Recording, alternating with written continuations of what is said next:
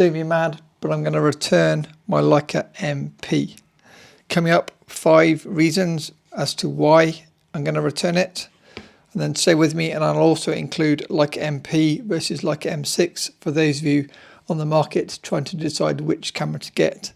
Disclaimer, I also have quite a few other M cameras, so yeah, it is great, it's just not for me. Let's get into the video. Hey guys, Matt here from MrLeica.com. So yes, if you saw my recent video, I bought a Leica MP from a shop in the UK.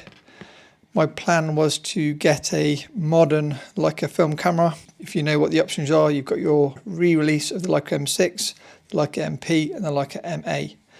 I wanted to get a modern Leica film camera because most of my students have the modern Leica film cameras, and so I guess I wanted to be like a cool kid like them, and also maybe a little bit more relatable. Plus, as someone who reviews and writes about Leica cameras, I think it was important for me to own the camera for myself so I can then talk about it and write about it online.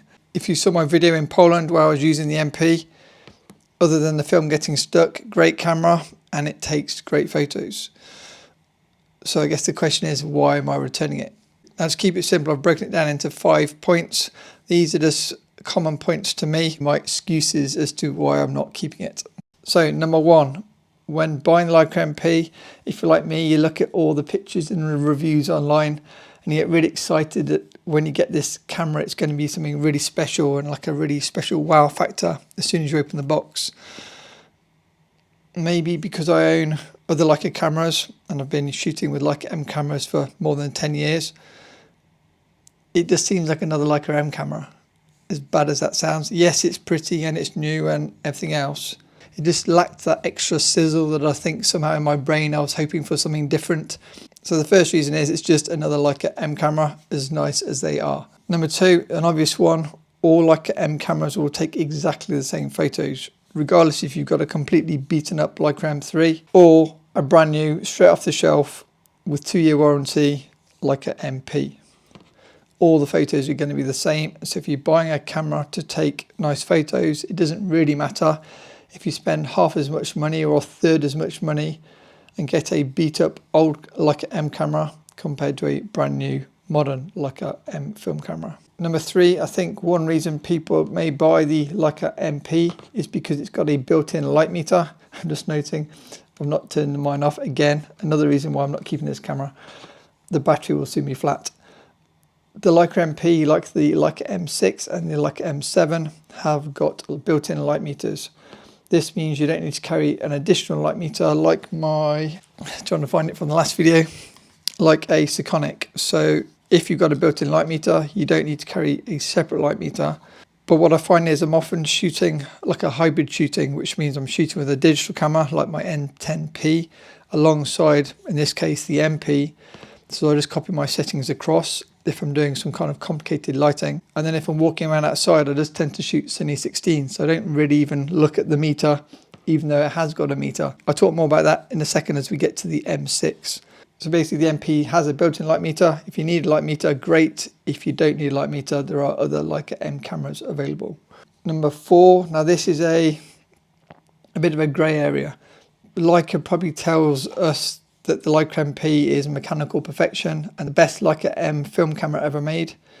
However, if you actually speak to technicians that take these cameras apart to repair them, if they compare the inside of a Leica MP to the inside of a, say, Leica M3, always is the Leica M3 is the best built Leica M camera. I was intrigued and I needed to know the answers, so I was like, why exactly is the MP not as good as the M3 in terms of build quality?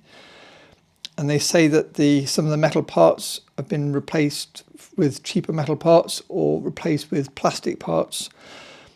And the M3 was so over-engineered and expensive to make at the time of making it, it wouldn't really be feasible to make as overly engineered camera now in 2024.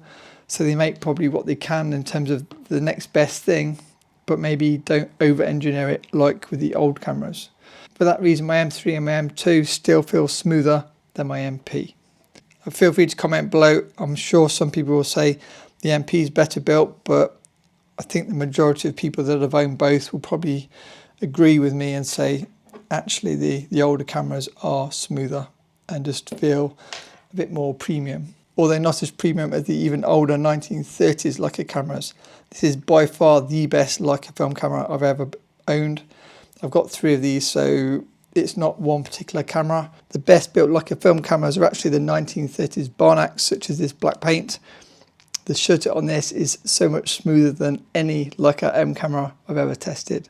Check out some of my Barnax videos for more information on these vintage Leica cameras. And reason number 5 for returning the MP is I actually prefer other M cameras. So because I own other M cameras, I would use my M3 for my 50mm available light photos, my M2, which you've seen in another video, for my 35mm available light photos, and then either my M4P or an M6 if I'm using flash, because these cameras have a hot shoe, not a cold shoe.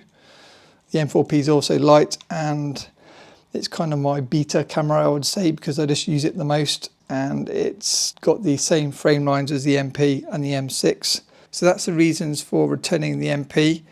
Now what about M6 versus MP? So pretend this is an M6 because my M6 is actually away. I'll tell you about that in a second.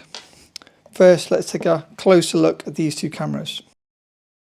Okay, so here you can see the Leica MP next to my Leica M6 Classic before I sent it off. I'll talk more about that in a sec. The MP is based on the M2 and the M3, so it's got the classic lever and the pull-up rewind knob, compared to the more modern 2-piece lever and faster rewind crank. We'll show more about that in a second.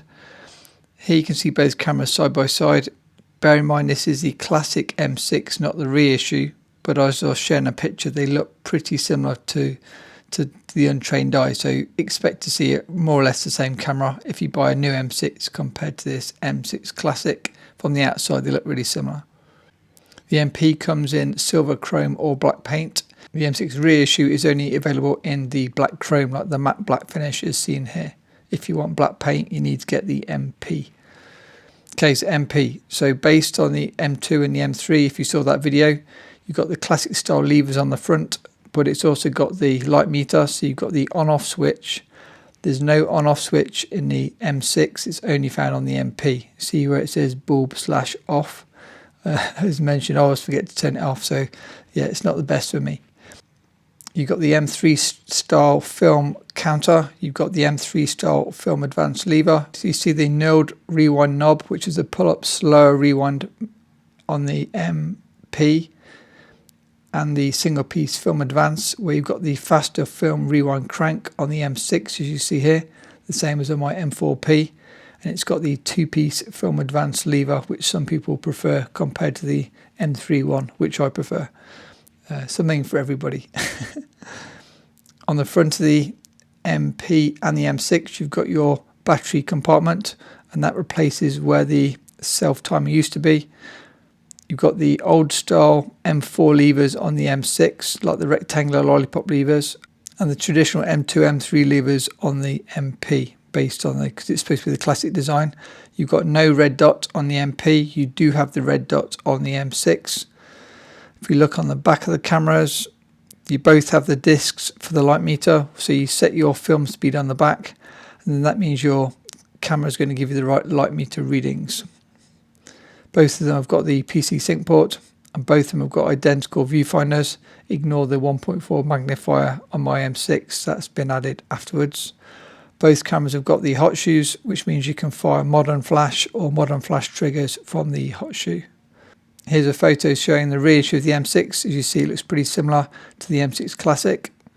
An additional difference is the M6 reissue comes in the classic M6 style red box, the retro box. Okay, shutter sounds.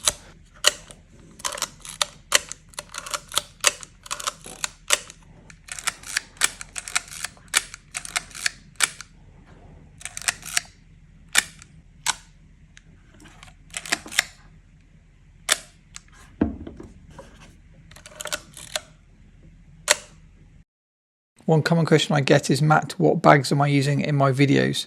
So most of the bags I use now are by Wotan Craft. I use the 18-litre rucksack or backpack, which is my main, like a khaki green rucksack, which I use in most of the videos, and I use that as my carry-on bag overseas. This is the 7-litre pilot bag with the new add-on attachments, these like new pouches on the top and on the sides. You can now get these on their website. They're kind of a new addition to give you more capacity to any of the bags. So check, there's different pouches for different bags. The rest of the time, where possible, I'm using a small EDC bag, as they're called, which is smaller than their 2-litre pilot bag, and that fits 2 Leica M cameras. I'll put a link below to the bags. They're doing their Black Friday deals and also deals up to Christmas with their holiday gift program freebie bags. Okay, back to the studio. So that's the difference between the MP and the M6. Now, I said I'd mention a bit more about my M6. So if you've seen my other M6 videos, I owned the Leica M6 Classic and I sent it for a service, and the guys noticed that my light meter wasn't working. Another reason why I don't need an MP, because I didn't even notice the light meter wasn't working in my M6. For that reason, I've kept the camera. It's been CLA'd, but the light meter's been dead. It's a really clean copy of an M6 Classic, so I've just kept it on a shelf and I've never really used it. I tried to repair the camera at the time, and there's no way you can repair a circuit in a M6 Classic. Obviously, you can just use it the same as M4P, where both cameras have no light meter. What's actually happened is a company in the Netherlands called ACR, Amsterdam Camera Repair, have managed to make a circuit board for a Leica M6, which will now allow you to repair your existing Leica M6 that's got a dead meter. There are quite a few of you out there with M6s with dead meters from people that write to me. It's going to cost roughly 500 to 800 euros. You change the circuit board in your M6. Mine is actually with ACR currently, which is why I'm showing the M4P instead. And then you have a working M6 with light meter without having to buy the reissue M6, which has got the newer circuit board. Now, for the information on the ACR Instagram account, this is a improved circuit to the original, where you've got better low light performance, similar to what I think you have in the MP. I'm not an expert on the electronics, but in basic terms, similar light meter to what you get in the MP and the new M6. Once I get the camera back from the Netherlands, I will do a follow-up video, tell you a bit more about it, and obviously we can see if it actually works or not. A big thanks to Thomas, one of my patrons, who actually took the camera from me in Poland, drove it to ACR in the Netherlands. So Thomas, huge thanks. If you've got a M6 with a dead meter, I'll put a link to ACR. Get in touch with them and hopefully they can sort you out. When my M6 comes back, hopefully with a working meter, that's another reason why I don't need the MP, because then I'll have 2 M's both with light meters, and I don't need 2. Comment below on your thoughts on me returning the MP. Have I made a mistake? Is there something I should get instead? And yeah, as always, a huge thanks to my awesome patrons.